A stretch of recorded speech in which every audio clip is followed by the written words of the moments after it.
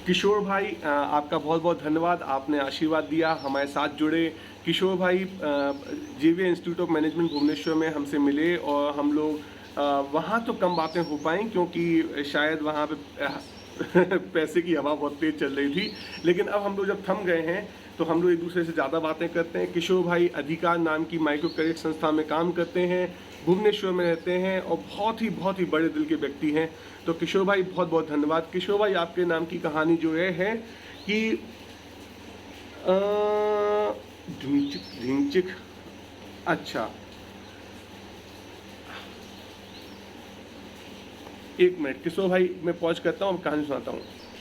हाँ जी किशोर भाई, तो बेसिकली कहानी जो ये है कि किस तरीके से ये जो समाज है, हमारा समाज, जहाँ पर लोग साधना के क्रम पर जब आगे बढ़ते थे, समझदारी बढ़ाने के लिए कंदमूल खाते थे। कंदमूल क्यों खाते थे पहाड़ पर चढ़कर?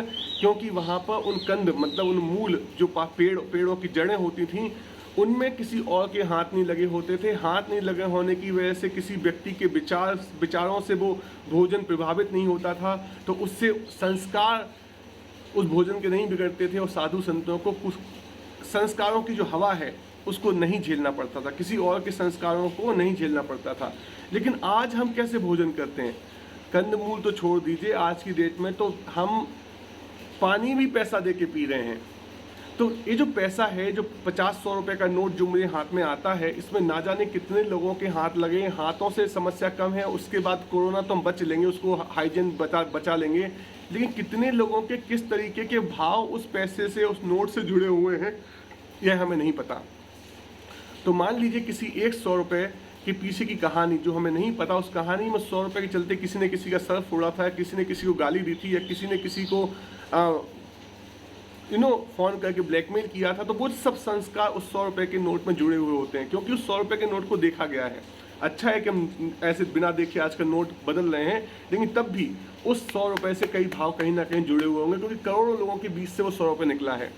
तो जब हम उस 100 रुपये के निमित्त से कोई भोजन करते हैं तो हमारे शरीर में वो गलत संस्कार जाने के चांसेस हैं। अब एक कोई पश्चिमी देश वाले को बताऊंगा तो मैं पागल समझेगा, लेकिन आप जो भुवनेश्वर में है, जहाँ पे इतनी शुद्धता का ख्याल रखता है कि जब वो लोग भोजन करते हैं या दो लोग बैठे हुए हैं तो बीच से किसी को निकलना होता तो हाथ यूं करके निकलता है। एक ऐसे प्रदेश के निवासी हैं आप जहाँ पे चाय के कप को धोने के बाद गर्म पानी में डाला जाता है। एक ऐसे प्रदेश के निवासी हैं आप जहाँ पे संस्कारों और स्वच्छता की ये जो समझ है बहुत ही ऊंचाई पे है।